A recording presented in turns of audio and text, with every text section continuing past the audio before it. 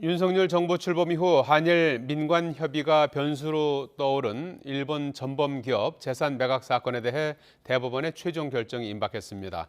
우리 정부와 일본 미쓰비시 중공업이 외교적 해결을 강조하는 의견서를 잇따라 냈지만 재판부는 2주가량 남은 김재형 대법관 퇴임 전엔 결론을 내릴 예정인 것으로 알려졌습니다. 나혜인 기자입니다. 일제 강제동원 배상금을 강제로 받아내고자 미쓰비시 중공업의 특허권을 매각할지에 관한 대법원의 최종 결정은 애초 어제까지 나올 것으로 전망됐습니다.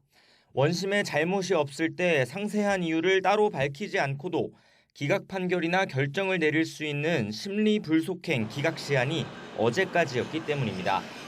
신속하고 효율적인 재판이 목적인 심리불속행 기각은 대법원에 사건이 접수된 날부터 넉 달 안에만 할 수 있는데 미쓰비시가 우리 법원의 매각 명령에 불복해 재항고한 사건은 지난 4월 19일 접수됐습니다.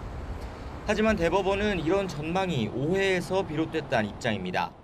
심리불속행 기각은 넉 달 안에 원심에 문제가 없다는 합의가 도출됐다는 전제에서 재판부가 선택할 수 있는 결정이지 반드시 해야 하는 건 아니라는 겁니다.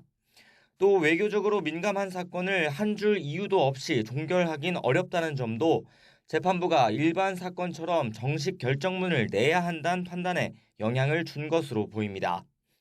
현재 강제동원 피해자 김성주 할머니가 당사자인 특허권 매각명령 사건의 주심은 다음 달 4일 퇴임을 앞둔 김재형 대법관입니다. 재판부는 늦어도 그 전에 이번 사건을 매듭지을 것으로 알려졌는데 조만간 결정을 내릴 수 있을 정도로 심리가 진전된 것으로 파악됐습니다. 이번 사건은 미쓰비시가 강제동원 피해자에 대한 배상 책임을 인정한 2018년 대법원 판결에 따르지 않아 불거졌습니다.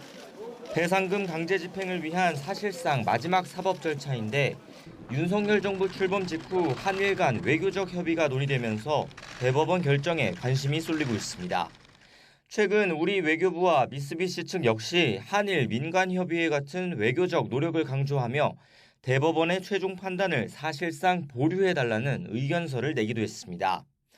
하지만 매각 명령에 앞서 미쓰비시 재산에 대한 압류 조처가 이미 지난해 대법원에서 확정됐다는 점에서 다른 결론이 나올 가능성은 작다는 전망이 지배적입니다. 이런 상황에서 박근혜 정부 때 강제동원 배상 소송을 두고 재판 거래 의혹으로 홍역을 치른 대법원으로선 더는 결정을 미룰 명분이 없다는 점도 부담입니다. 강제동원의 집행 절차를 지연시키려는 모습은 재판 거래의 피해자들인 강제동원 소송 원고들에게는 매우 충격적인 모습이었습니다.